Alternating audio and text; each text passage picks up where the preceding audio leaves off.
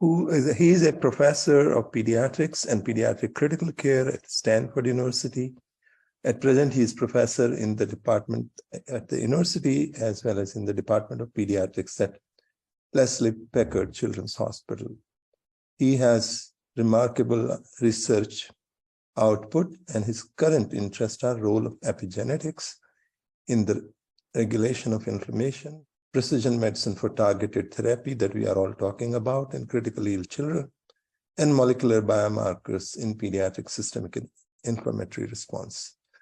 Again, the answer that we are trying to figure out from all these debates. I'm sure Dr. Cornell will enlighten us with his talk and maybe resolve some of the issues that we are facing. Thank you. I invite now Dr. Cornell to. Well, thank you very much for the invitation. I'm humbled to be part of such an intelligent group and just such a world-class collection of individuals who are thinking about this. Unfortunately, I hope I don't disappoint, but I don't have the answers, and will probably by the end of the talk make things more complicated. So I may get kicked out about halfway through as I show you guys just how complex some of this stuff is as I look at it. So, you know, in critical illness, really, and these numbers are from the US. If you take these worldwide, you can probably multiply by about 5. So in the US, we see about 5 million ICU admissions a year. And of those 5,000, about 80%, above 80% actually are experiencing cytokine storm. And you can see there, you know, it's things like sepsis, it's trauma burns, it's you know, HLH, some of the other diseases, MAS that were mentioned before. And really, the key for me as I look at this is that cytokine storm is a result of a dysregulated immune response. And just to review, we know that at the point of injury, whether that's infection, whether that's, you know, surgical injury or accidental injury with trauma, what we see is this trigger of the immune system, and two components of that, a pro-inflammatory component and an anti-inflammatory component. And they really do occur at the same time. The state and the physiology that results is really dependent on which stage predominates, whether it's the systemic inflammatory response, which is mainly driven by the innate immune response, or the systemic immune response, which is driven by the adaptive immune response, which leads more to an anti-inflammatory kind of predominance. Now, what we hope is that there's a balance between the pro-inflammation and the anti-inflammation, and that the regulatory processes and pathways lead to recovery of organ dysfunction. But when this process becomes dysregulated, we end up with multi-system organ syndrome or multi-system organ failure.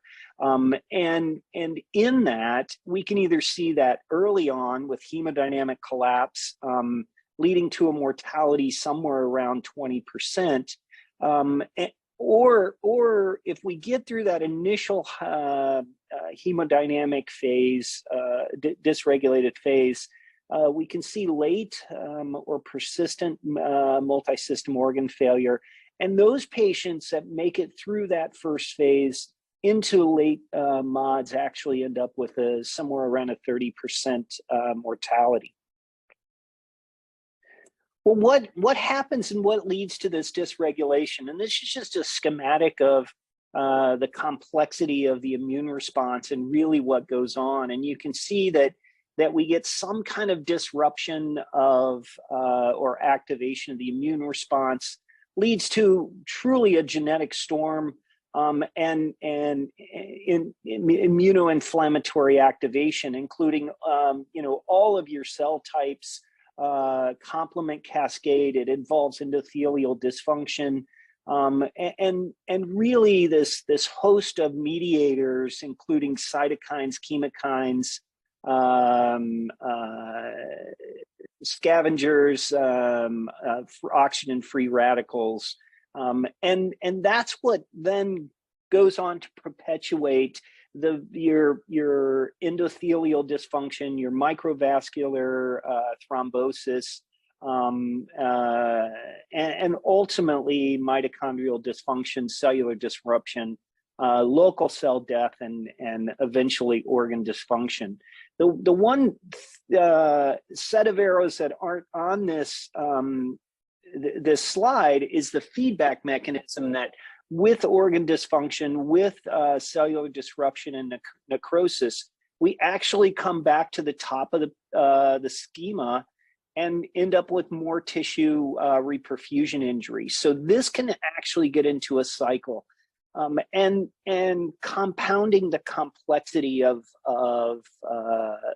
the clinical presentation of these patients.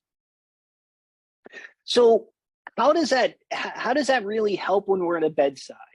And I think this is some work done by Jack Awashina out of University of Michigan several years ago. And what he showed was he took all of the previous failed sepsis trials along with the failed ARDS trials in adults and did computer simulations and said, well, if we risk stratify these patients up front, what was their response to therapy? And we know that all, the vast majority of the sepsis trials that are out there with immune modulation really did show no effect. And so it's why we don't routinely give things like anti-TNF alpha, anti-IL-6 in those patients with sepsis and or ARDS. But what Jack showed was really that if we risk stratify and we say, what happened with those patients with lowest risk, we actually see that in those patients, therapies may have actually caused harm. But in the patients with highest risk, we saw a benefit in that population. And so this kind of heterogeneity of treatment effect has really driven the field to think about, hey, is there a way we can identify these clinical phenotypes so that we can say, well, in these lower risk patients, we're going to just do standard therapy. We're not going to target that immune dysregulation that we talked about. However, in the highest risk, we're going to target that immune dysregulation and hopefully change the course of their clinical kind of pathway. Now, when we start to look at the molecular or the molecular signals, the genetic response in these patients, we see these same kind of changes or difference in phenotypes. Some people call them endotypes, essentially these subgroups. And Hector Wong and colleagues really did some of the first gene expression profiles in pediatric patients with sepsis. And when they just kind of did unsupervised expression profiling and allowed computer algorithms to kind of line up the gene expressions without really having any input from the clinical data, they ended up with these three subclasses. And you can see there's a clear kind of distinction between all three of these subtypes. There was a subclass A in which most of your gene expression was down, subclass B in which you had two areas of gene expression or two groups of genes that were up with the rest of them down. And then you had this third pattern, which basically had kind of a similar or a cross between response between class A and class B. And when they took those three subtypes or subclasses and then looked at what is our, what is the clinical impact or the clinical perception that occurs with those three. You can see here that in subclass A, the mortality rate of those patients, even though they were the smaller subclass, was almost 3 times that of the other 2 subclasses. So now we get into this concept that at least in these patients at this time, when the samples were drawn, we can identify from a molecular basis or a gene expression profile basis patients that fall into those high risk categories who might actually benefit from specific immune targeted therapies. And Hector and his group went on to kind of take this and they looked at, they took that high risk group and they said, well, what proteins are they expressing at different rates than others? And came up with this risk stratification scheme based on a tree analysis, essentially looking at several proteins, and you can look at these panels. And the nice thing about these panels is they really identify with a negative predictive value of 97% accuracy who is going to benefit from simply standardized therapy. So now we have a way to actually understand those low risk, who are those low risk populations, and how do we, eliminate them from anything besides standard therapy, and only focus on the high risk patients who may find benefit from some of our immune modulation. So we did some further studies, and the issue is, if you go back and you look at these proteins that were identified in the Persevere risk stratification panel, things like IL-8, CCL3, HSP-A1B, not common proteins that we measure in the lab. So what we did in our group and was 2 things. How do we develop and how do we get to a rapid measurement system that can give us these results quickly? Because even if we could get these in our clinical lab, most of these things take several days to weeks to get back. And how can we get these to and that's sitting at a big university hospital and specialized kind of chemistries in the US. So we are interested, and this is our current ongoing research of how do we develop bedside platforms to measure some of these, so we get these answers back in 15 to 30 minutes, and then I can make a response on a critically ill child in a time frame that matters. And so we had a cohort of patients that we used the Persevere risk stratification, identified the high risk group and the low risk group, and then we measured subsequent cytokines to see where these patients were in terms of that immune dysregulation, and what was what were their cytokine, where were they in their cytokine storm picture. And even within this group, you can see that the high-risk groups had a pretty heterogeneous amounts of IL-6. The nice thing is the low-risk patients really had no IL-6, and this persisted with TNF-alpha, as well as an endothelial marker, angiopoietin-2. And for me, I wonder what is going on at the biology level for these patients here. And do I have the ability to actually immune modulate those patients, where this patient down here in the high risk group really don't need to immunomodulate that patient. And so our ongoing work is actually to further elucidate this. But there's other data out there, and there's other markers in this immune dysregulation to look at.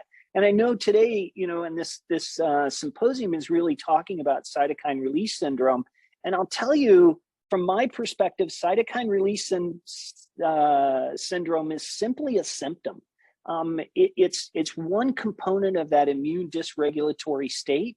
And unless we think about the entire patient, and unless we think about the entire immune system, we really do run the risk of modulating one part or treating one part of the process, which will change the response of the other types. And so, to talk a little bit about what are the other components going on, I go back to some data from Rich Hoshka's lab, and in which they took patients with sepsis who actually ended up dying. They did rapid autopsies and isolated mononuclear cells.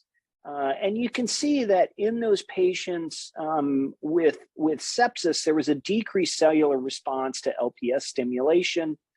In those patients that had cytokine storm but no sepsis, you can see the heterogeneity of their response. Same thing when you stimulated T cells with CD3, CD28 stimulation.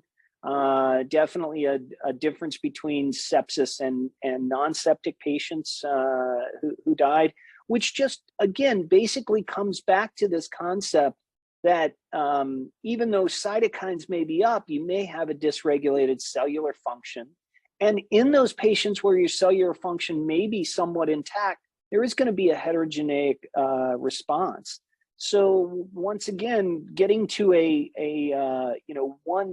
one therapy fits all kind of picture really makes this complex system that the complex system makes that one therapy kind of concept really difficult.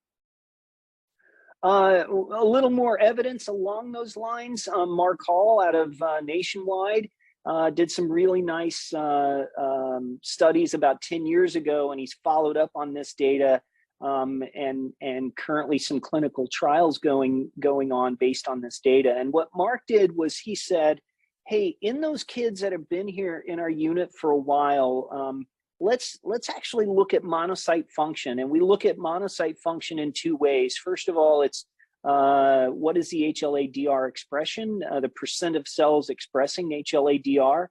And if we take blood out, we stimulate it with LPS, what's our TNF-alpha production?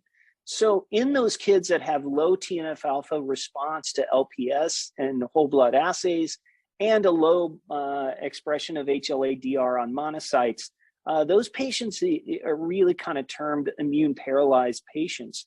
And you can see that in those immune paralyzed patients is really where the overwhelming majority of mortality sits.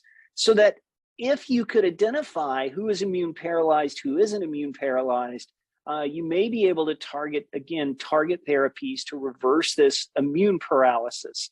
So now we've talked about ways in which in the pro-inflammatory state, or which usually occurs early after admission to the ICU, we have these differing phenotypic responses of the immune system, as well as in the immunosuppressed or immune paralyzed state, which is typically the longer stay patients.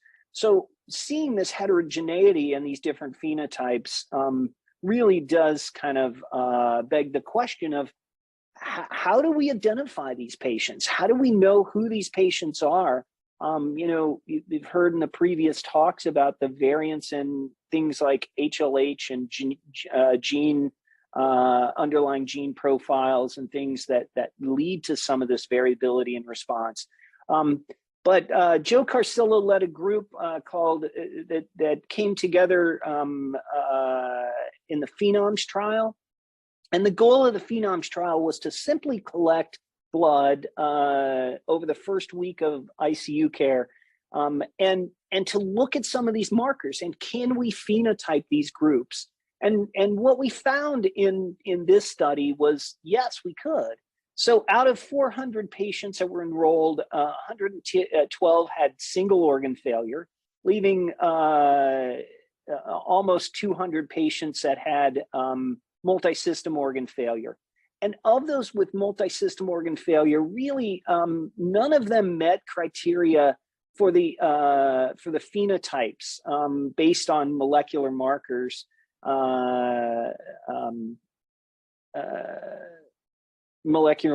from standard laboratory values. And so about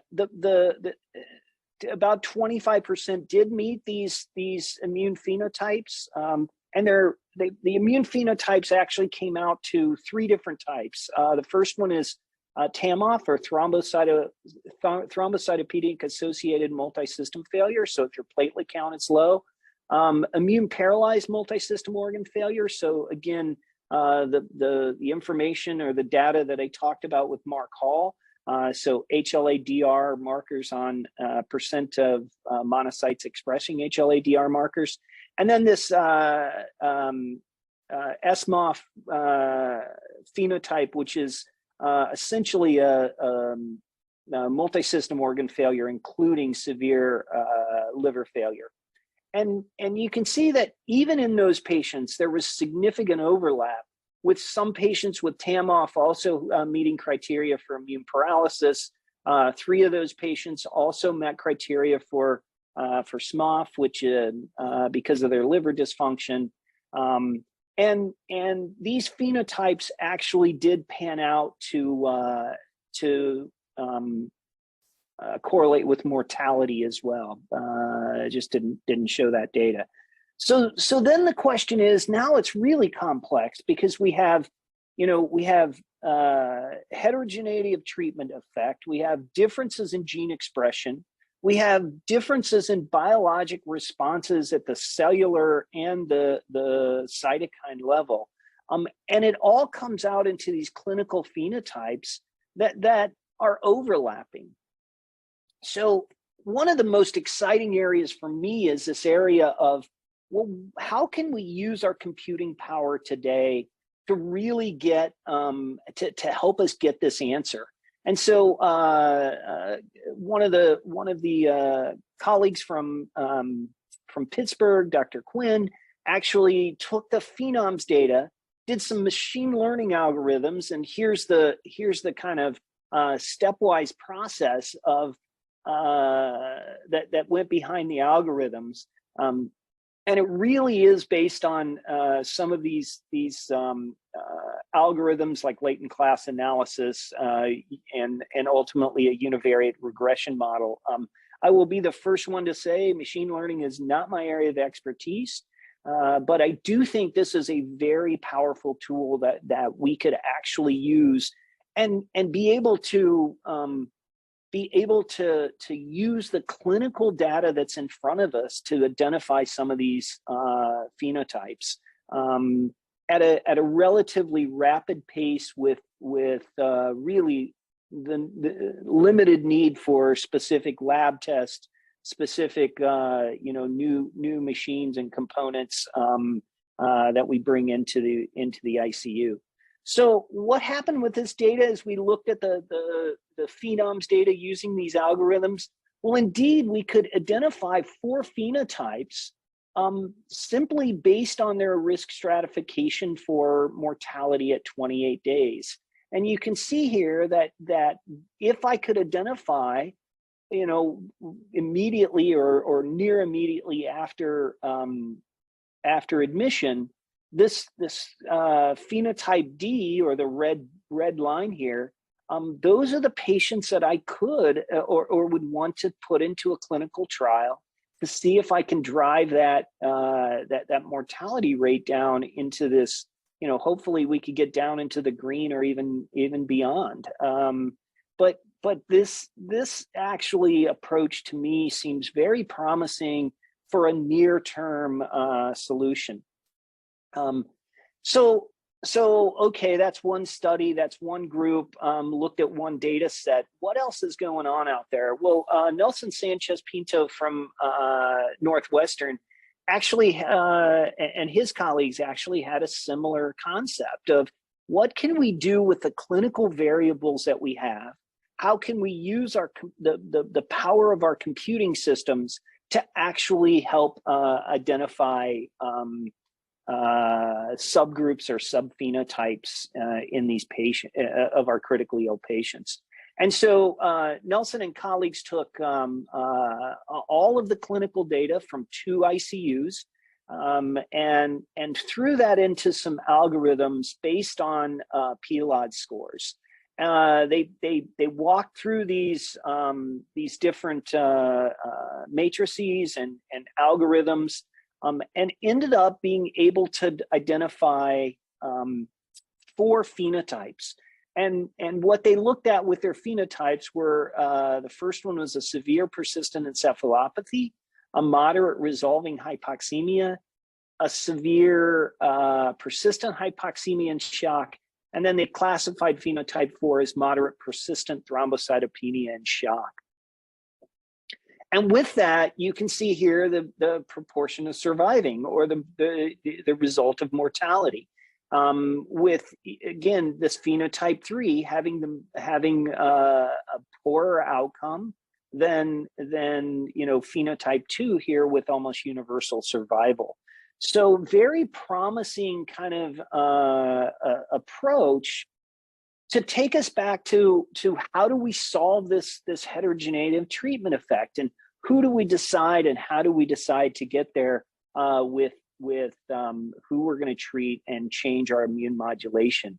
And again, I think we've got tools that can identify these high-risk groups that very well may be beneficial to some of our therapies. And just before I close, I want to remind people that this is complex. And again, we get the inflammation, we have what's going on internally with our balance between pro-inflammation and anti-inflammation. But remember that all of these components, not only cytokines, but our cytokines impact our leukocytes. Our complement activation is sitting out there. And if we get a little more complement activation because our genetics drive us that way, that may be a different looking phenotype on the molecular level, but what we see clinically is a similar phenotype of inflammation or immune suppression. And then when we get actually into, what about our genetic responses? I don't want to forget this concept of epigenetics, because what epigenetics does is it's the interaction of our external environment with our genes. And it changes our genes' ability to express certain proteins. We and others have data that sepsis actually changes that ability. So your past history of having sepsis once may impact your response to a second hit or a second episode of sepsis. And that these epigenetic changes, we are just skimming the surface of what those look like. But again, all of this complexity contributes to how we see these patients as they respond or show up in our ICUs.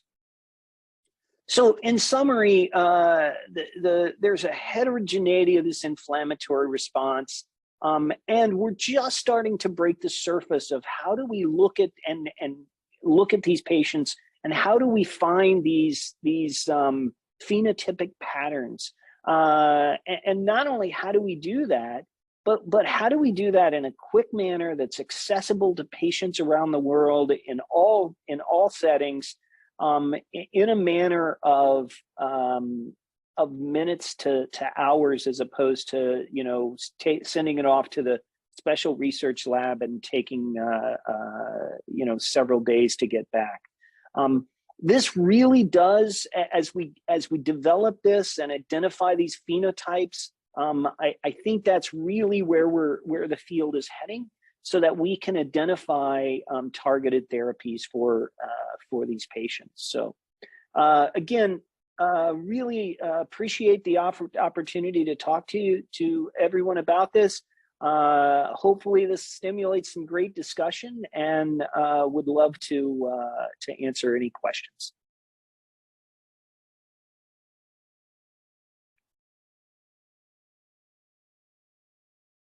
Oh, you're still on mute. Sorry.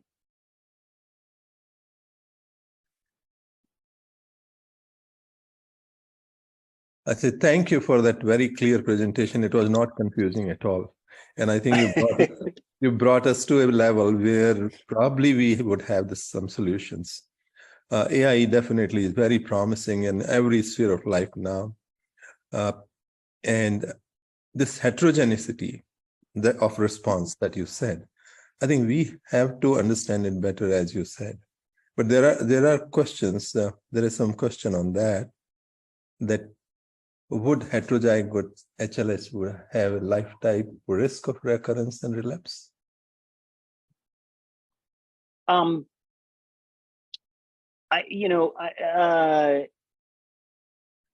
would go back to say what it depends on what the trigger for HLH is. To me, as I see HLH, HLH in and of itself is a constellation of symptoms due to dysregulated immune response, and we can get into the pathophysiology of NK cell biology and where that comes from. I do think that what we're starting to see with some of the epigenetic work that's being done is that there may be a genetic predisposition for HLH that we can find or we couldn't find, but those first episodes of HLH, the potential of that driving epigenetic changes, which then impact the ability of the immune system to regulate itself. So that someone with that predisposition that has those subsequent epigenetic changes may be at higher risk for becoming dysregulated a second or a third time. Similar to our patients that get stem cell transplants, we not only do we change the biology, but we change the epigenetics in those patients, and we just truly don't understand the impact of those epigenetic changes yet. Right.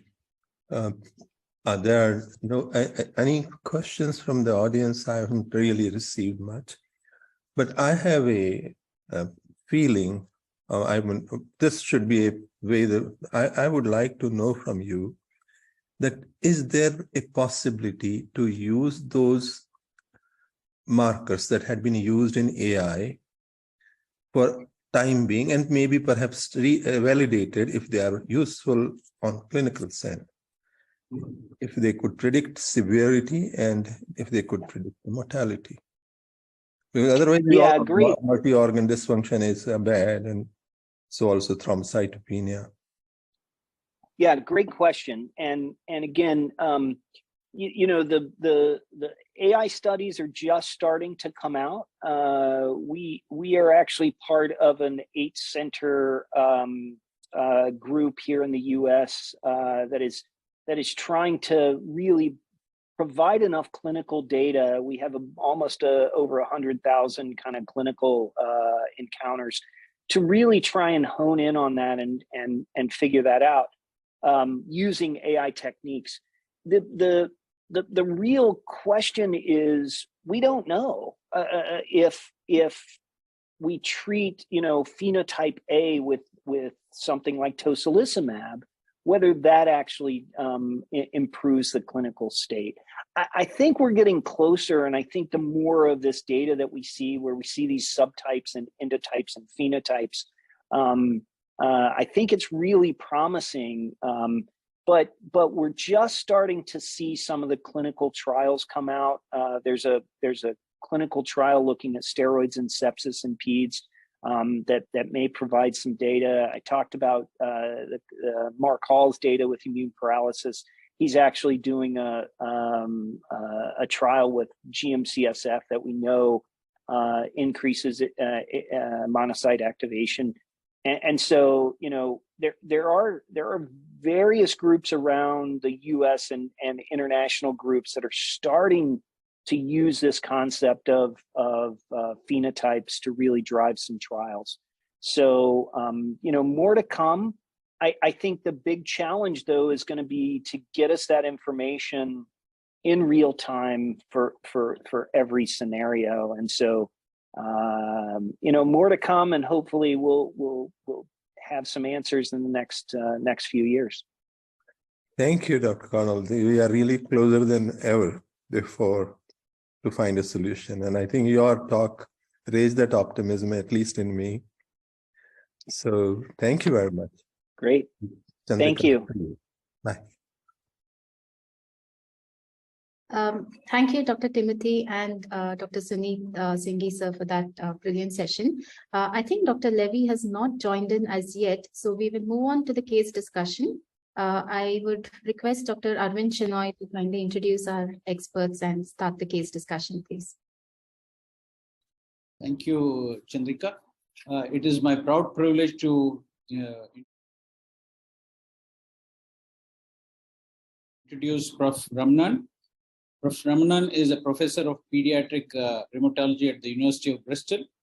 He is a consultant pediatric rheumatologist at the Bristol Royal Hospital for Children.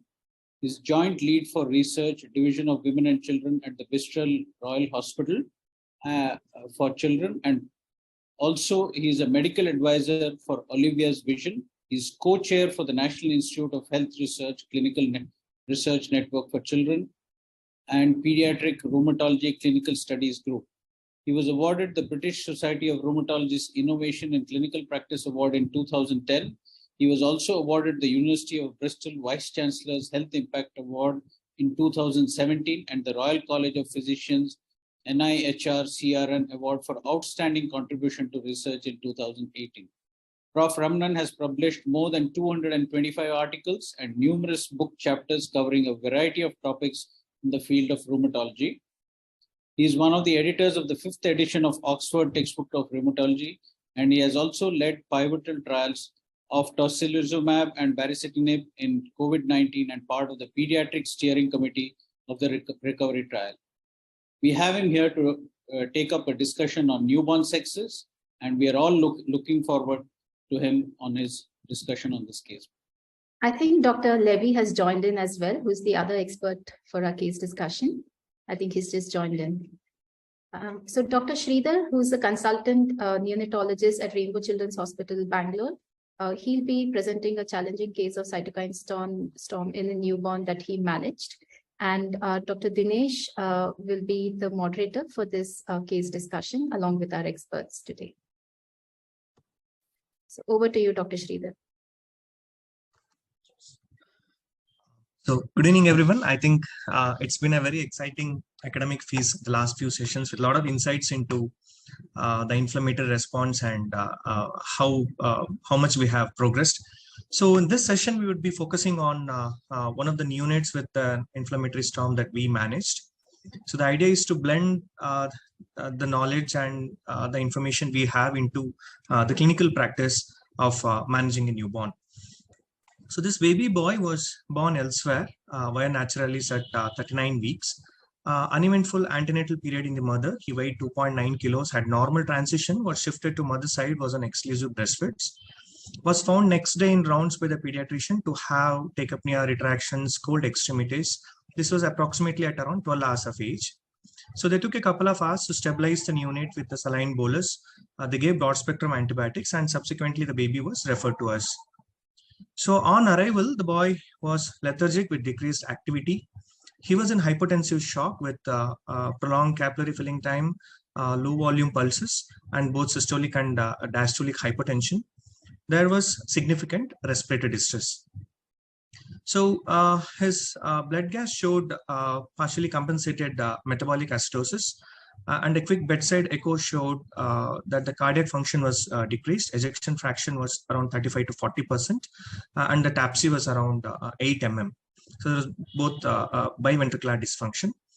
The IVC was well distended, and a quick ultrasound showed no bleeds in the ventricles.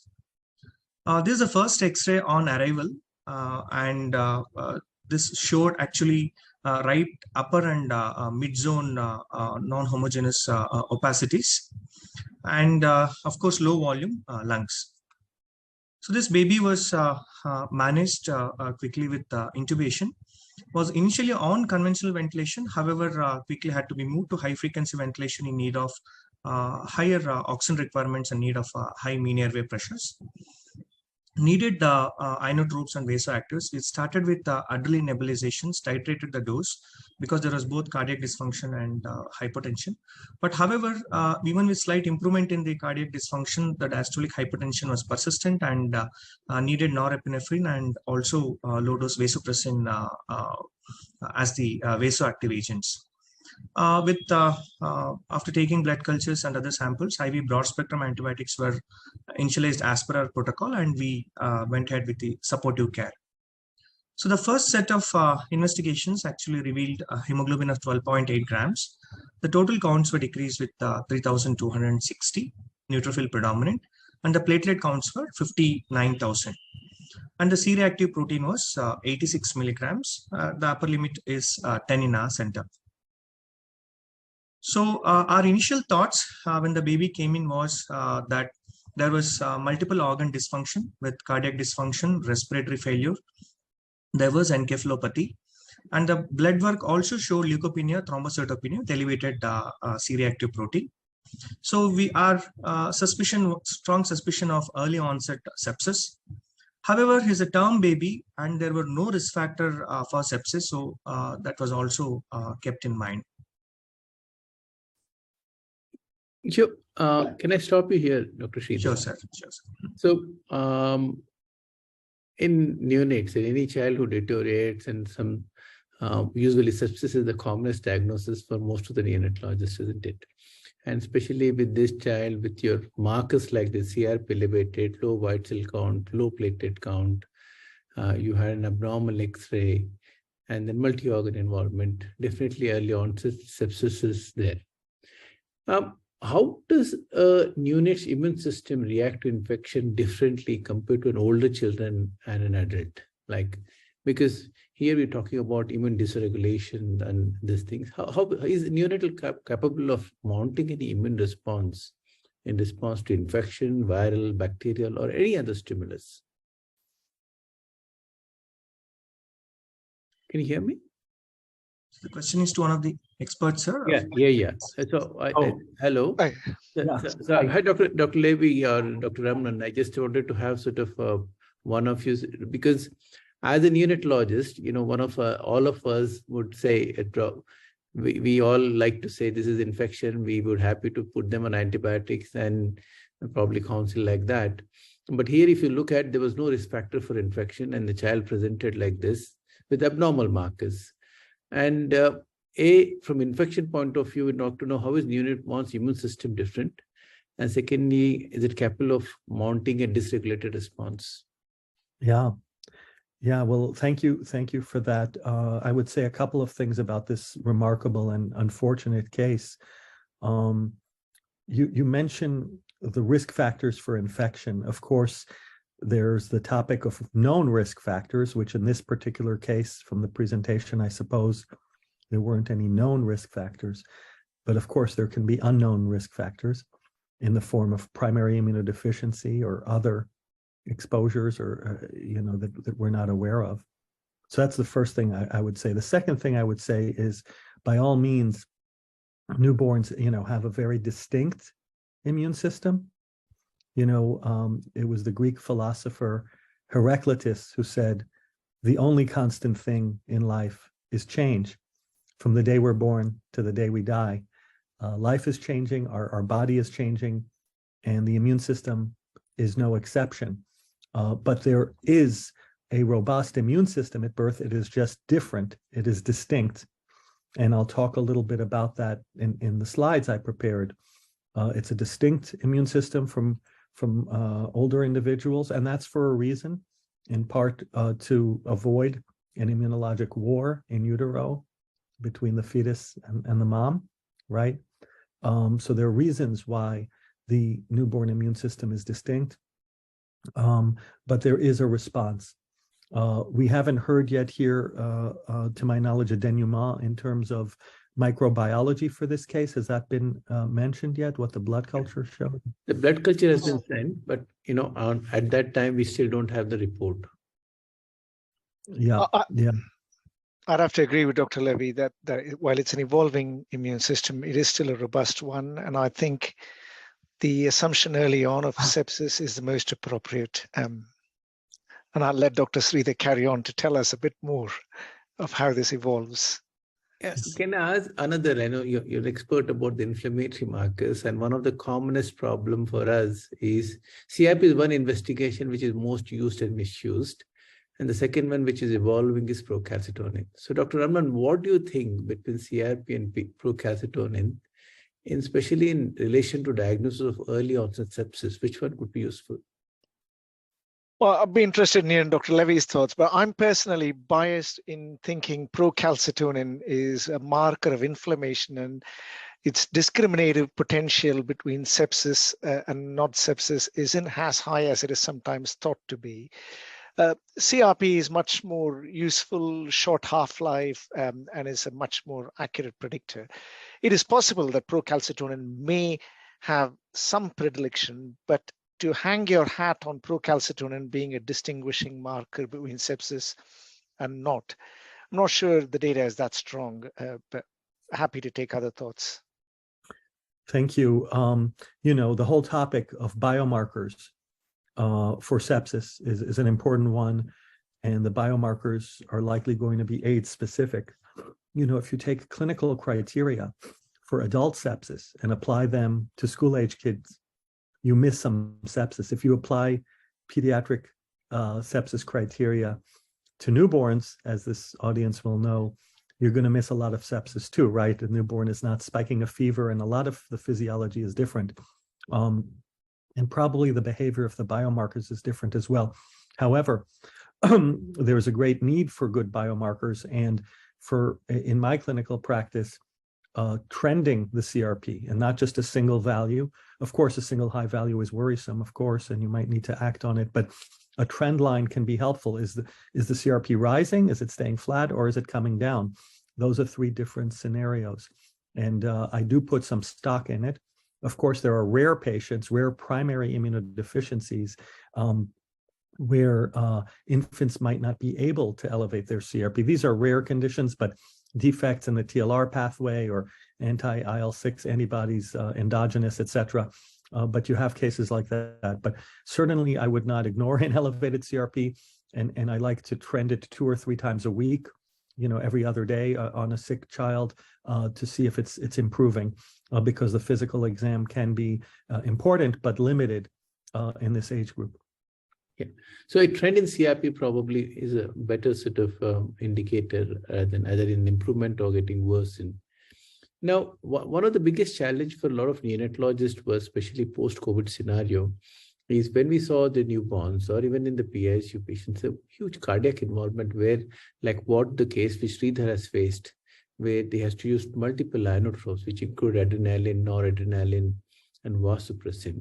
We used to see this in a gram-negative sepsis also. We used to have a lot of fluid and inotropes.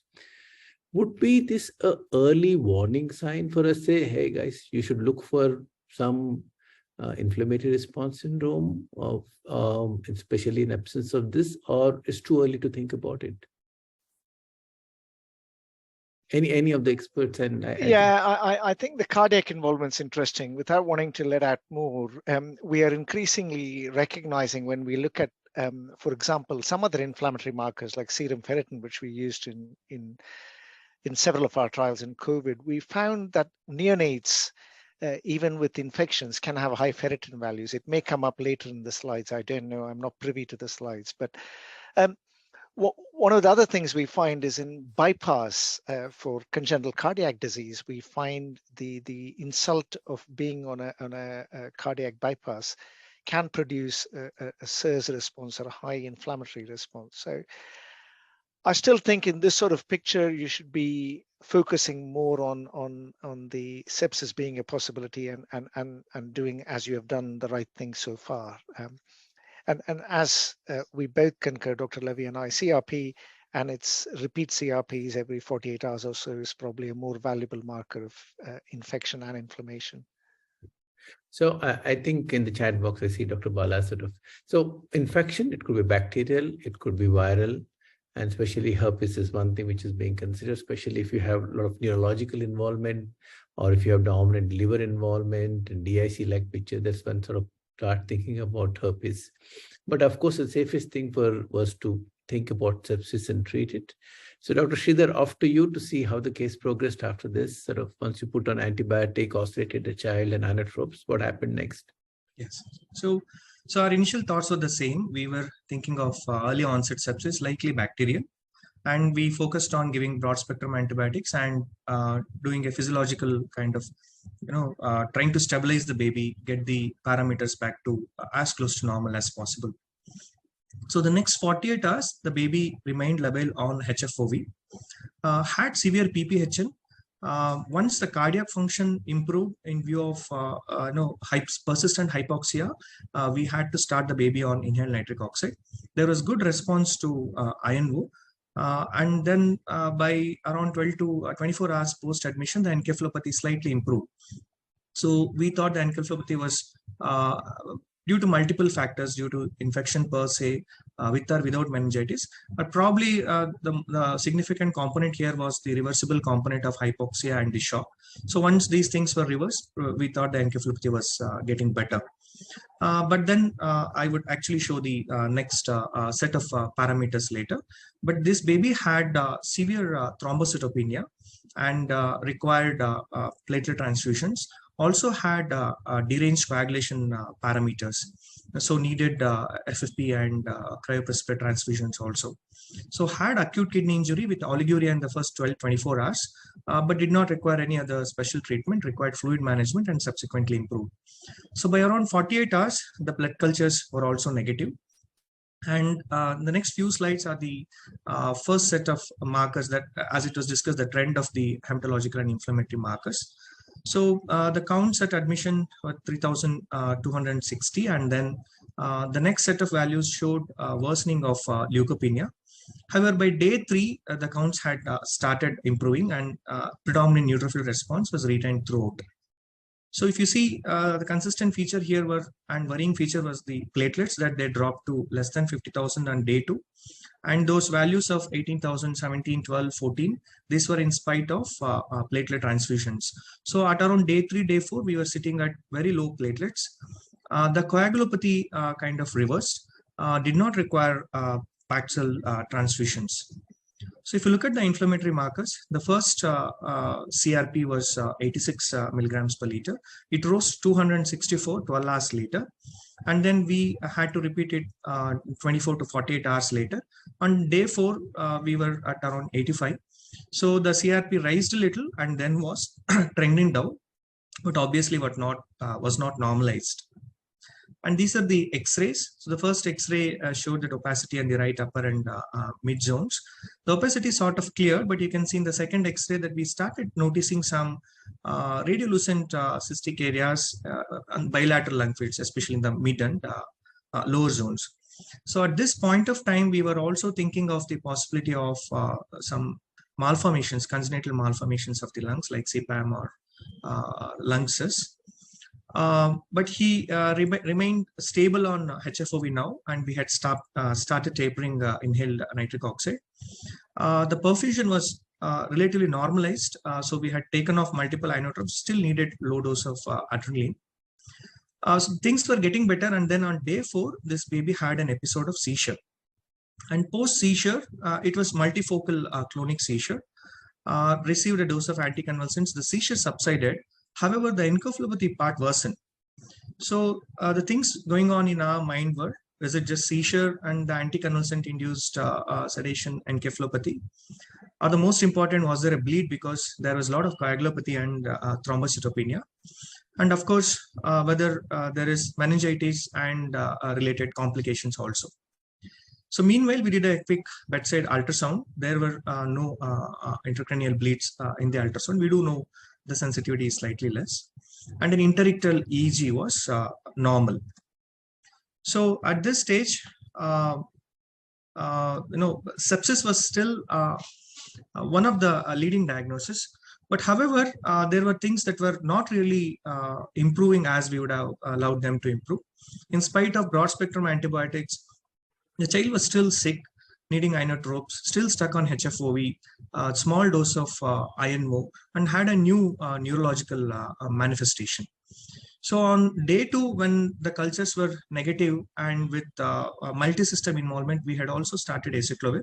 But however, by this time we received the HSV PCR, which was negative. Of course, we had not done a lumbar puncture, and CT MRI was deferred to a later stage. I'm sorry, the PCR was from blood or CSF? This was from the blood. We had not done a lumbar puncture because the baby was unstable and there was thrombocytopenia and coagulopathy. So at this stage, of course, we were thinking whether it is just sepsis or some other conditions.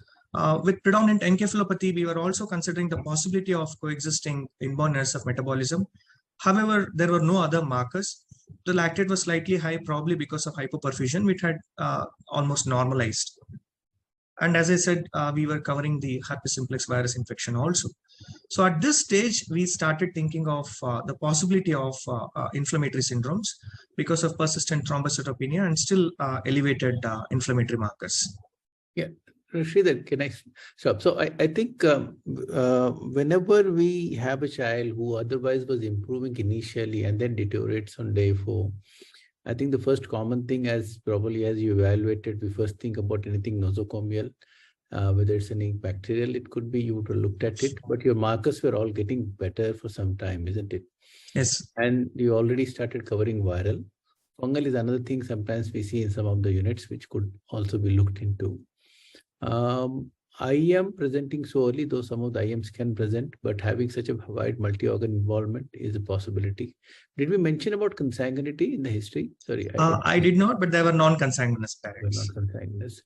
And that was one thing. Yeah, so, sorry to interrupt. So one more history here is we further probed and the mother. So the reason why we started towards inflammatory syndrome was because further probing, the mother actually had some respiratory symptoms in the beginning of second trimester, and she was tested positive for COVID by RT-PCR throat swab. However, she did not have severe symptoms and she was managed at home symptomatically. And subsequently, fetal growth and obstetric history was normal throughout her antenatal period. This was how many weeks before delivery did she have COVID? So this was somewhere around 18-20 weeks. Oh. So the delivery happened at 39 weeks. Okay. Can you tell us what the liver function and any of the other? Yes. So yeah, I have obviously not put all the investigations here. So the first set of labs revealed normal liver function. The enzymes were not much elevated. They're still within 2 times the upper limit of normal. However, by 48 hours and 72 hours, especially when we repeated with the deterioration, there was cholestasis. The total bilirubin raised up to 4. And the conjugated bilirubin was up to 4 and the total was around 11. The alkaline phosphatase was significantly elevated, but the SUT, SGPT never were more than 2 to 3 times the normal. They were almost same in the values. The coagulopathy was significant. There was also hypofibronemia. So in addition to FFP, we also gave cryoprecipitate. Subsequently, fibrinogen normalized. And the D-dimer, did you do a D-dimer? Or? D-dimer was elevated. Do you so know we were how thinking much? DIC. So it was more than 10 times the normal. Okay. And so at this stage, we were thinking of DIC, most likely sepsis induced. So, but then we antibiotics, broad spectrum antibiotics we had given based on our experience of this outborn babies who come with multi-drug resistance. So there was no escalation that we could have done from the antibiotic side. So we were doing the supportive care and we started considering alternative diagnosis at this stage. So can I pose this question to Dr. Levy and Dr. Ramna? Is now see from infection point of view, the best thing we probably is to either go empirically upgrading the antibiotics or have an empirical antiviral, antifungal, or you say, okay, I don't have evidence, they're negative, I can stop it. IM is still a possibility because sometimes if you really don't have, that is something which we talk about the child who's deteriorating on day 4 of life. I'm not sure whether you've fed the child or not. Did you feed the child, Sridhar? Initial 12-24 hours with such severe shock, we were not. Then we got very little express mother's milk that was taken from the other, but it was very minimal, a few ml. Once hemodynamically stable, we had started. Yeah. So now I think during the epidemic, we probably had a lower threshold of thinking about this. Now, probably you have to keep, thinking a little bit more sort of when you see cases like this. So what is your threshold when you start thinking about multisystem inflammatory syndrome, MISN? What is when do you suggest that people should, as a neonatology, should start considering MISN as a diagnosis? And it's too early, or we say, okay, rule this out, wait for the results to come? Because sometimes they make, especially you have some children who are just very refractory hypotension they have. And some of them, giving them, immunomodulation actually makes a huge difference. Yeah, Dr. Randy was asking about the ferritin. I think you mentioned that, I think, no, 1,000 something. How much is that? Not in this, sir. Yes. So I have it in the next slides. So these are the ferritin values. So that's the MIS-C question is an interesting one. It's very much dependent on the context and the community prevalence. And I didn't know how long ago this case was, whereas it was at the throes of when there was a lot more community prevalence. As someone who sat in the recovery steering committee in UK, we've come across a few neonatal MIS-Cs, and I've been managed both here and around UK. They unfortunately are a group which is rare but do very badly in our experience. And our experience is when we have had the big peaks of community COVID. And so when you've excluded as or considered fungal, viral, bacterial infection, perfectly appropriate. And of course, I don't know if you'll come to it, but when we consider these scenarios, and I know in Rainbow, you've been very fortunate to source and keep anakinra. You've already heard a lot from Randy and others, but it is one agent which even in this age group, we have a bit of safety profile, and one would consider using it because of its safety in sepsis. But as you've rightly excluded infections of all types and inborn errors of metabolism, with that history in the second trimester, given the duration, it would be perfectly appropriate to consider it with the markers and consider that prospect if you have access to it, which I know you do. Yeah, I think one of the, sorry, maybe you were suggesting something. Yeah, please. Yeah. Yeah, I mean, very challenging case. I think, proving a negative is difficult, as we know. So proving that there is no infection is difficult. Even our blood cultures are a function of the volume of blood we draw, and typically we're getting small volumes from newborns. So the sensitivity of our blood cultures aren't great. And then once the antibiotics are on board, it's hard. Other potential tests to send: beta-D-glucan, galactomannan, looking for markers of fungal infection. Potentially, and this is expensive and rarely done in the newborn, would be cell-free DNA testing, although the performance characteristics of that test in a newborn that could have a leaky gut, you might detect microbes that are just leaking and not necessarily the primary cause of infection. So you're starting to get into areas where clearly this infant is very sick and clearly there's a lot of inflammation, but what's driving that process is still unclear. And whether blocking this or that agent in, analyte or biomarker in the pathway is going to improve in this particular infant, the clinical outcome, I think, is hard to know. See, one of the challenge we had a debate on HLH diagnosis, and probably the debate is more in newborn. It doesn't mark the fever response. And you have some of the markers which are there in most of the sepsis you will have. And if you put the criteria, it will fit in partially. So there was a big challenge about how do you evaluate MISN, how do you do these things. So role of IVIG in sepsis was always debated. And some of these children did very well once you give them an IVIG. So how do you suggest that how you should evaluate this MISN, number one? And if a protocol of medications, are you suggesting that anakinra is your first line of management followed by IVIG and steroids?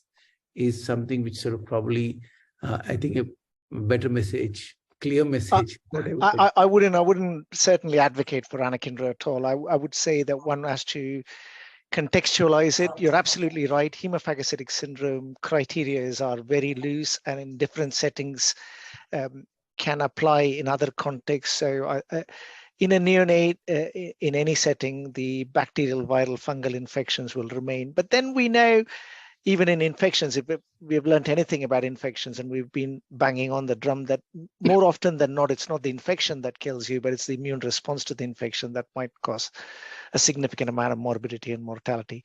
It's no surprise that intravenous immunoglobulin is something we resort to. And I'm no neonatologist, but I know there's a lot of concern around giving steroids in neonates. So IVIG is always much more acceptable. And even for cost considerations, because these children are much smaller, the cost will not be prohibitive as it would be if you're much older. So that would be more likely the first line.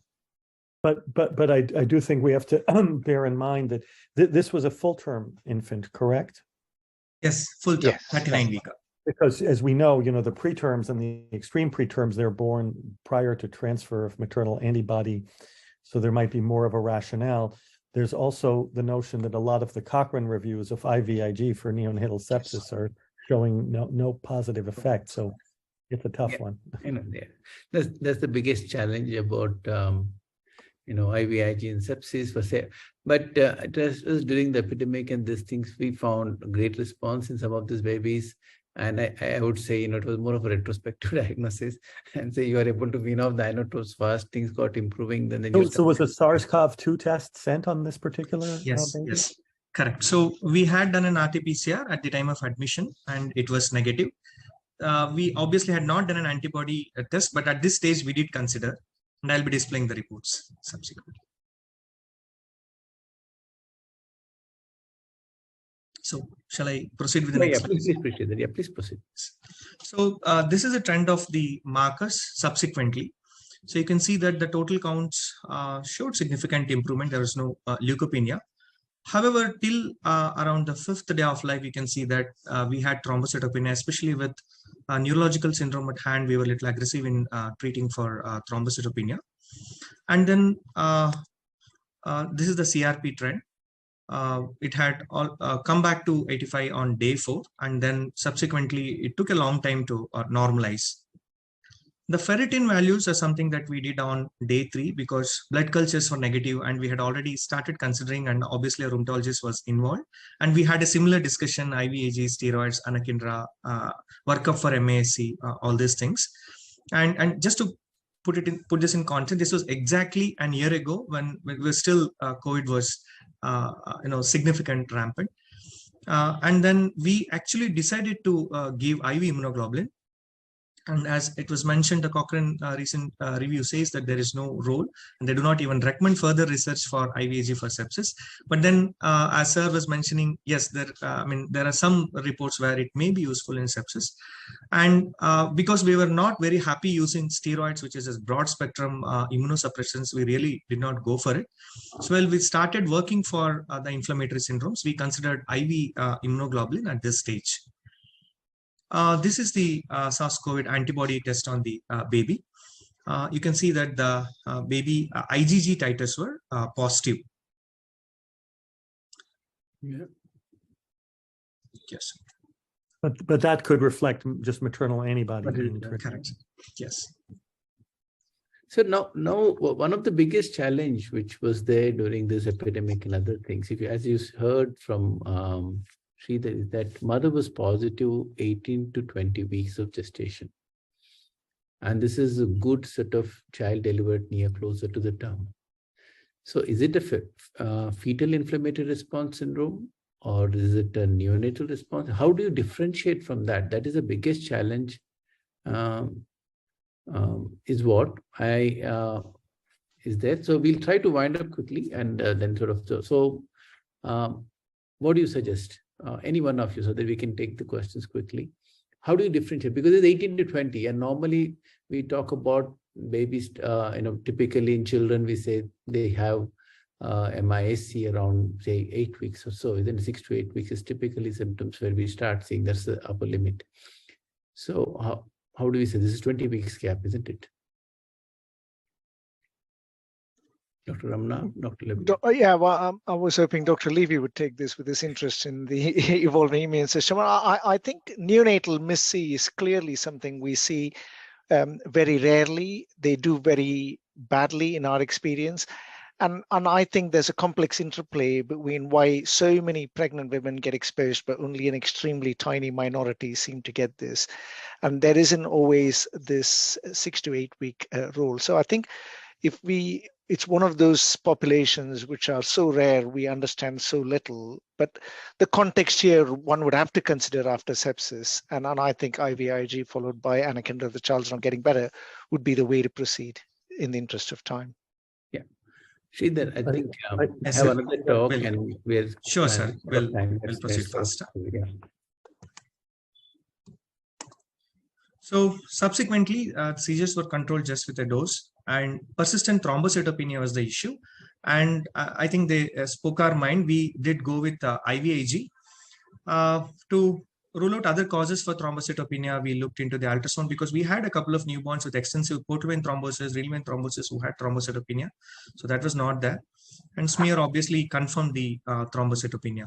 So it was 48 hours after IVIG. We gave 2 doses of IVIG. The baby was still not clinically significantly better, and thrombocytopenia persisted. It was at this stage that we considered giving anakinra. And subsequently, we were able to wean off the baby from HFOV. Was in HFNC for a few days. Needed long need of low flow. So sort of developed chronic lung disease and ultimately needed a few days of postnatal corticosteroids. So the baby was discharged home in room air. So because we had already suspected possibility of CPAP, we got a CT done, which showed significantly cystic bilateral lesions consistent with CPAMs. And right now, the child is actually 1 year old, and we recently saw the child in high-risk clinic. He's absolutely doing well in terms of his growth and development. He's remained asymptomatic respiratory-wise, and we have planned for a elective surgical evaluation for CPAP. And MRI at the time of discharge, just after the baby came out of the HFOV, we got an MRI brain done, which actually showed a small blue high in the temporal lobe, probably a small bleed. It was about 2.53 millimeters in thing. So whether that was the cause for seizures was the concern. So subsequently, there are no recurrence of seizures, and the head growth has been normal.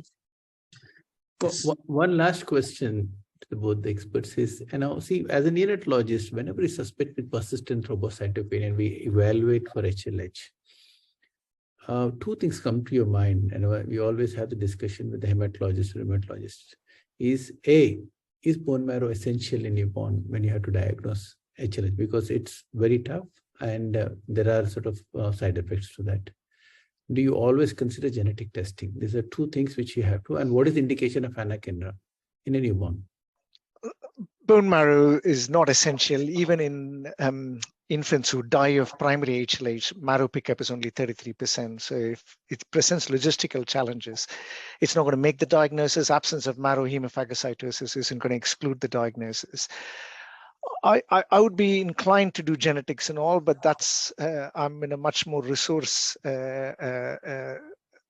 heavy setting, so I don't have the compulsions that some of you might have in terms of resource limitations. And I think the anakinra question is a more challenging one. Again, it's to do with resource and access, but in the absence of anakinra, I would always veer towards IVIG over steroids, irrespective of I understand the Cochrane review, but if I'm thinking of an inflammatory context, IVIG sits more comfortably with me. And in the younger children, cost is not as prohibitive, given the issues with steroids in this context. Yeah, I'll take Dr. Levy's comments. Yeah, I think this is clearly a very challenging case. The baby was born at a time that a lot of people had SARS-CoV-2, so the presence of maternal antibody to SARS-CoV-2 I'm not particularly impressed with, so I'm left a little bit agnostic. Obviously a very sick newborn, obviously a very inflamed newborn, but what was driving all of that, I'm agnostic, and we first want to do no harm. There's obviously, it's a good case to discuss in terms of what's known about the inflammatory response in early life, what tools do we have available, and clearly additional preclinical, translational, and clinical research is needed to better define the newborn inflammatory response and when it is helpful or not helpful to intervene. Thank you, Dr. Levy, Dr. Ramna. Thank you, Sridhar, for a great sort of case. So we actually did a whole exome sequencing and we did not find any of the mutations. So one of the things that we were strongly considering was the possibility of HLH. That's why anakinra was used and the baby obviously responded to it. But what we could never demonstrate was what led to it, whether it was bacterial sepsis, was there any other virus other than herpes, because all our cultures, our fungal workup and HSV PCR were all negative. Subsequently, we did a CSF examination and it was normal. Was there any Bacterial cultures. consideration given to measuring plasma or serum cytokines before giving the anakinra to at least document that there's a very high IL-1 level? Yes, so that's something we could have done. We did not do interleukin levels. Yeah, so I'll just add in, the problem is we don't have access to doing IL-1 levels easily over here. So that's why we had to go. I hate to keep harping on this, but I do have a hard stop soon, so I don't know. Sure, I think we'll move on to the next session. So thank you to our experts and a moderator for this case discussion. I now request Dr. Balasubramanian finally introduce Dr. Levy and carry on with the next talk, please. Thank you, Chandrika. I have great pleasure in introducing Dr. Ofer Levy as an MD and PhD. He's a physician scientist who directs the Precision Vaccines program at Boston Children's Hospital.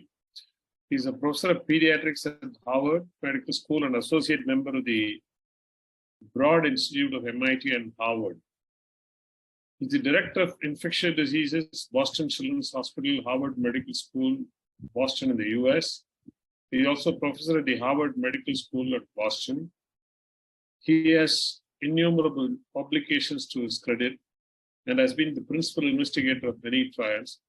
As I could make out, he seems to know a lot of immunology as well as genetics, particularly related to the new cytokine release syndrome. Over to Dr. Ofer Levy. Thank you very much. Thank you, and thank you to this distinguished audience and to the organizers for inviting me. I'm going to share my screen, and I'm going to soon ask, can you see my screen? Yes, we can. Okay. So as mentioned, my name is Ofer Levy. I'm a physician scientist at Boston Children's Hospital and Harvard Medical School. And I've been given the honor to talk about, can newborn sepsis lead to cytokine storm? And this fits well some of our research interests. I'll briefly mention that at Boston Children's Hospital, I direct the Precision Vaccines program.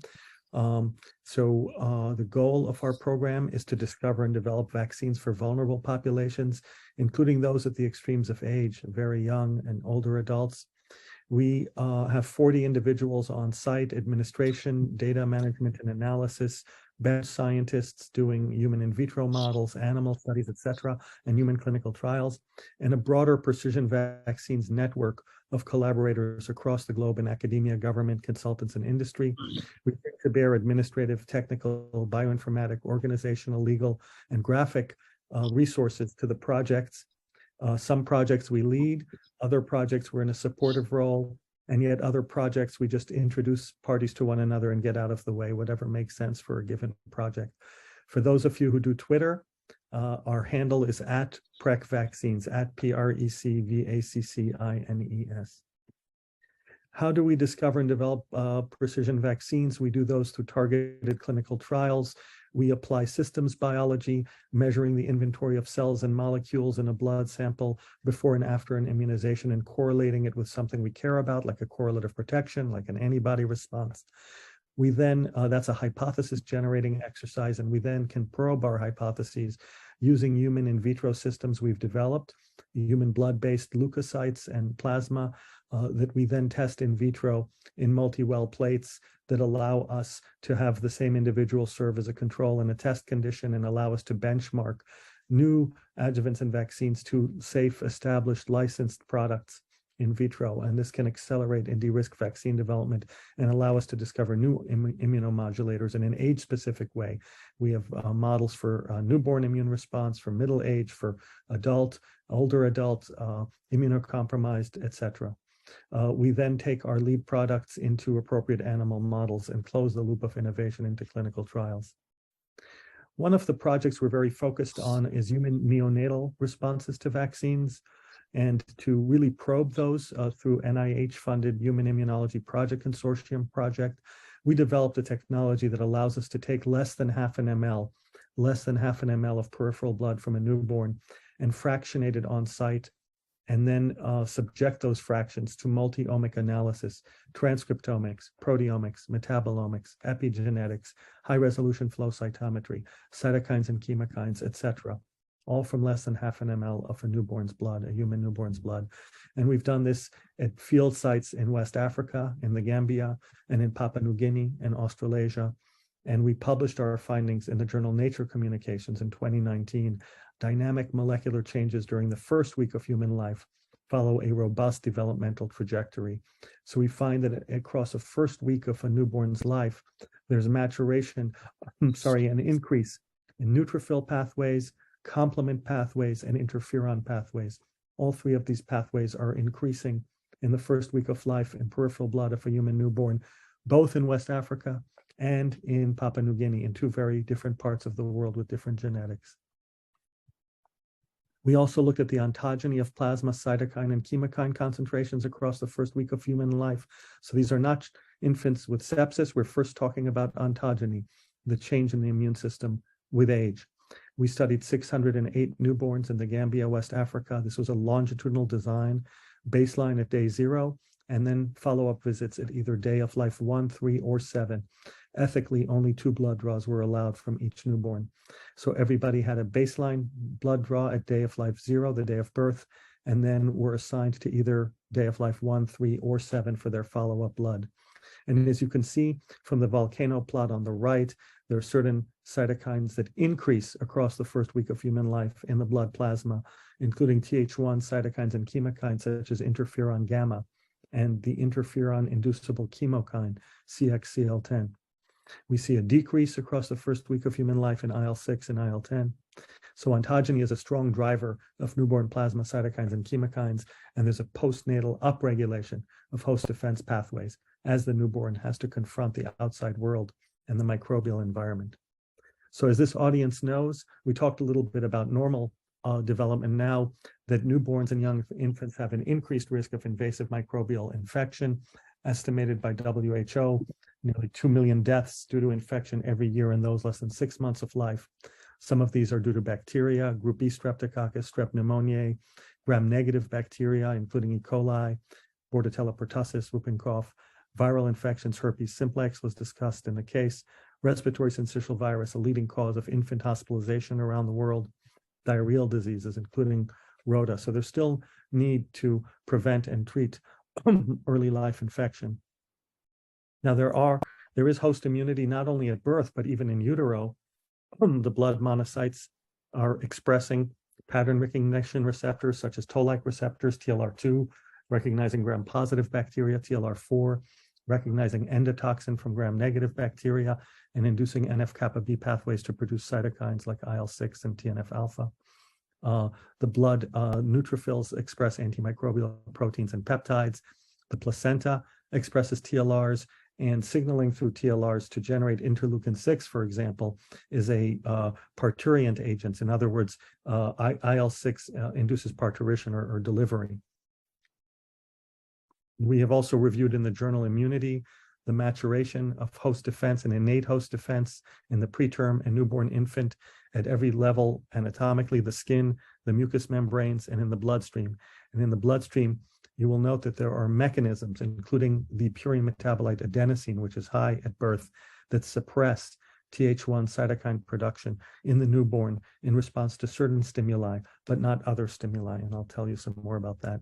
So here is the toll-like receptor pathway. TLR2 can heterodimerize with TLR1 to recognize triacylated bacterial lipopeptides, for example, from gram-positive bacteria.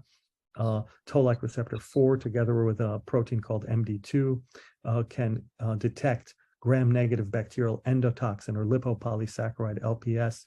And these are transmembrane toll-like receptors, innate immune receptors on monocytes, for example, and neutrophils. And these then signal through MYD88 adapter molecule and down through kinases like IRAK4 to activate NF-kappa B. NF-kappa B, as you know, will activate cytokine genes such as TNF-alpha, IL-6, and others. We collaborated with a group in China some years ago. Human neonatal peripheral blood leukocyte demonstrates pathogen-specific coordinate expression of TLR2, TLR4, MD2, and MYD88 during bacterial infection in vivo in human infants. PBMCs were collected from human newborns without or with sepsis in Fudan University in Shanghai, China. Inclusion criteria included vaginal delivery, clinical symptoms, elevated CRP, high I to T ratio, and/or an abnormal chest X-ray. Exclusion criteria included maternal infection or HIV. Blood, urine, and CSF cultures were obtained. Blood was also obtained for mononuclear cells that were then assessed by PCR for TLR pathway genes. And we found that TLR2 and MYD88 were upregulated in those human newborns with gram-positive sepsis diagnosed, whereas toll-like receptor 4, its partnering protein MD2, and the transducing molecule MYD88 were upregulated in gram-negative sepsis, such as E. coli. So overall, there's an ontogeny in the cytokine response to activation through toll-like receptors. On the y-axis here is relative cytokine induction. On the x-axis is the age of the study population. This is summarizing human in vitro data, where blood is obtained from study participants and stimulated in vitro with toll-like receptor agonists. And we find in preterm infants globally impaired cytokine production to TLR agonists, except for the anti-inflammatory IL-10. And then as they mature in gestation, increase in the Th17 axis, which supports production of IL-6, IL-23, and antimicrobial peptides. And then after birth, in the first weeks of months of life, initially a weak impaired ability to induce inflammatory and antiviral cytokines like interferon alpha, but this increases over the first months of age. And that observation mirrors the well-known susceptibility of newborns to intracellular pathogens like Listeria monocytogenes, like Salmonella, like CMV, etc. Late in life, there's a different phenomena of dysregulated inflammation called inflammaging. There are some examples of stimuli that do activate very robust inflammatory cytokines in newborns. So yes, newborns, human newborns are able to make high levels of inflammatory cytokines in certain conditions. Toll-like receptor 8 agonists and live microbes induce robust neonatal production of cytokines and chemokines in vitro and in vivo. TLR8 agonists include small molecule imidazoquinolines, but the natural ligand for TLR8 is single-stranded RNAs. Whole live bacteria or mycobacteria induce robust cytokine responses in vitro and in vivo in human newborns. That includes E. coli, Streptococcus agalacti, group E Streptococcus, and Mycobacterium bovis, Bacillus-Calmette-Guerin, or BCG. These live microbes stimulate the innate system very profoundly, activate multiple TLRs, and they have RNA. RNA is a danger signal for live microbes, and those signal through Toll-8. So that could be a common mechanism for robust cytokine production. We dissected the role of the complement system in amplifying group E strep-induced TNF-alpha release in human newborn cord blood tested in vitro. We collected human newborn cord blood in Boston, anticoagulated it with heparin, and inoculated it with clinical isolates of group E streptococcus, and showed the growth of the microbe of the bacteria in vitro and the induction of TNF-alpha. And we proved that the complement system amplifies TNF-alpha induction by enhancing signaling through integrants, including CR3 and CR4 receptors. We've also partnered with our colleague Esther Spear to study the potential role of pentoxyphylline, or PTX, in reducing inflammatory cytokine production in newborns. This summarizes a neonatal murine E. coli sepsis model demonstrating that adjunctive pentoxifylline enhances the ratio of anti versus pro-inflammatory cytokines in blood and organ tissues of newborn mice. Addition of pentoxifylline or PTX to antibiotics in the neonatal mouse model promoted an anti-inflammatory milieu, inhibited plasma and organ TNF-alpha, and increased the anti-inflammatory IL-10 without increasing bacterial growth. So PTX may have utility in neonatal sepsis, and as you know, there are now large randomized controlled trials in human newborns ongoing.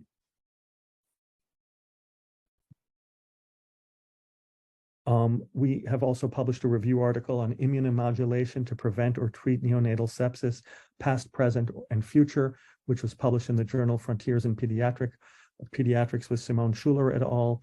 The table, too small to go through right now, but was trying to summarize all the different interventions that have been studied clinically as immunomodulators in neonatal sepsis.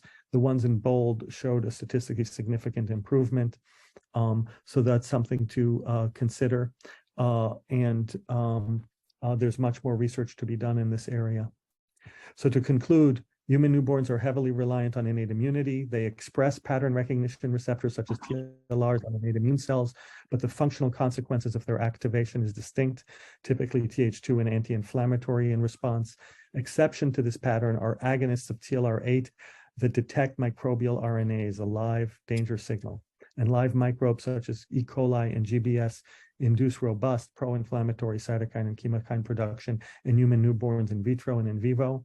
Cytokines play an important role in host defense, but excessive concentrations can be detrimental.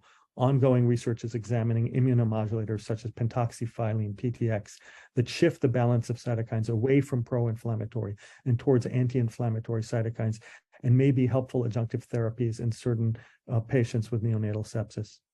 We thank our collaborators around the globe and our funding from NIH, U.S. National Institutes of Health, NIAID, Bill and Melinda Gates Foundation, the support of Boston Children's Hospital, and our collaborators around the world.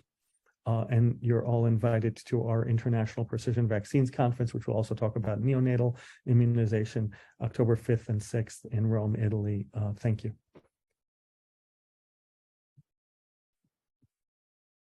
Thank you, Dr. Mofer. Are there any questions? I just look at the chat box before. I think there are no questions in the chat box. Yeah. I have a question. At what point of time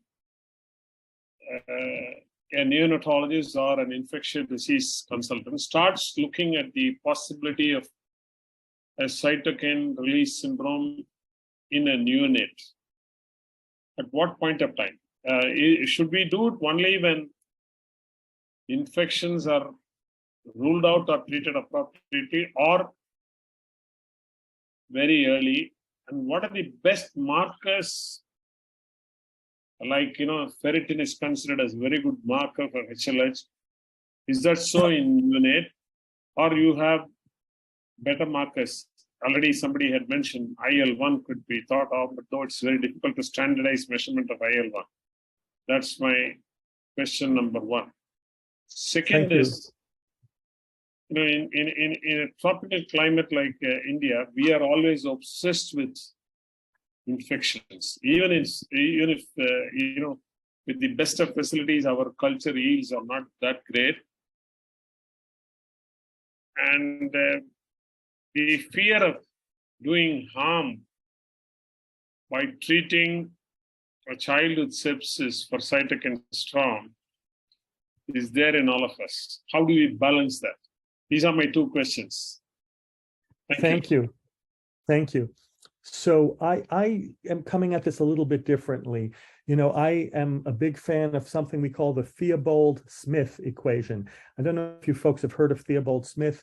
He was a microbial pathologist in the 1920s, 1930s at Harvard, and he posited that the magnitude of clinical severity of infectious disease in a given individual, in a given patient, was proportional to the number of microbes infecting, multiplied by the virulence of that strain, and all of that divided by the host resistance.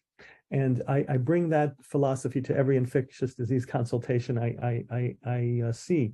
And, I would say cytokine release syndrome is very real, but it's not exclusive of infection. Infection induces cytokines. It might be the most common induction of cytokines is due to infection.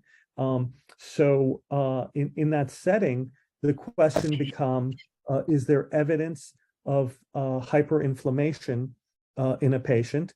If so, what is causing that? I mean, let's not forget the critical nature of diagnosis. And we had that challenge in the case we just discussed, because in my view, the diagnosis was never established, and that can happen.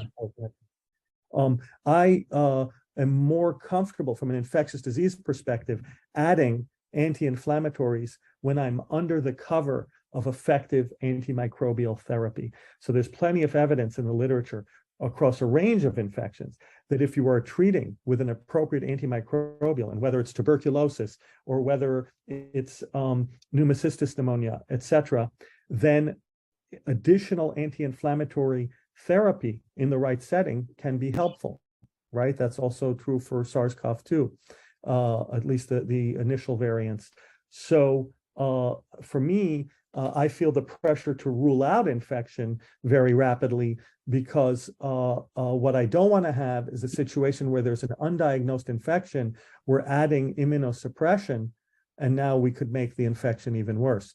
So this is all to say that as our understanding of the pathophysiology and the delicate balance between host and microbe gets more sophisticated, and as the number of tools available to manipulate the immune system and to block it more broadly with steroids or more selectively with antibodies to a single cytokine, or something like pentoxifylline, which acts by enhancing cyclic AMP in the cells and shifting the pattern of cytokine production to anti-inflammatory. As all these options come to play, it puts pressure on us as clinicians to rapidly understand, is there an infection there or not? Because I think it starts there. And if there is infection, we better find out which pretty quickly and have the right antimicrobial therapy on board. Then I'm much more comfortable using anti-inflammatory or immunomodulator. So that's a distinct view maybe of a pediatric infectious disease consultant, but that's who I am. So. Okay. There is another question in the chat box from Dr. Jagdish. How does the neonatal microbiome influence the maturation of the immune system? Absolutely. There's a strong effect of the microbiome on development of the human immune system. This is an area of active research, as we know. There's also emerging evidence that probiotics in certain settings, and certain formulations of probiotics, because people use the term probiotic loosely, but of course, you have to look at which formulation of probiotic you're using. They're not all equal. But in certain settings with certain probiotics, you can actually prevent infection or improve outcomes of infection with probiotics. So the whole area of the microbiome is exploding, is very important to immune development. And indeed, there was recently a publication in the journal Pediatrics of American Academy of Pediatrics, the journal Pediatrics, that infants that have a lot of antibiotic exposure have weaker antibody responses to routine childhood immunization. So that's part of the equation as well. And so I think the practice of pediatric infectious disease and pediatric immunology is going to continue to get more nuanced and more sophisticated in the years to come as we take all this into account. I'm sure the host response in pediatrics as a whole to common and uncommon viral infections, I would say, is undergoing a change. I would say this because more out of being in practice for 4 decades. Now look at adenovirus. The way adenovirus is now creating a very exaggerated host response in children this year has been entirely different from the earlier 3 or 4 decades.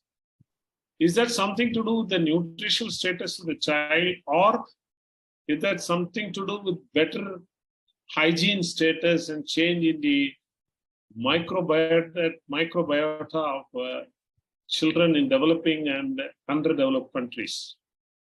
Yeah, that's a great question. The answer to which I don't know, but it is a great question.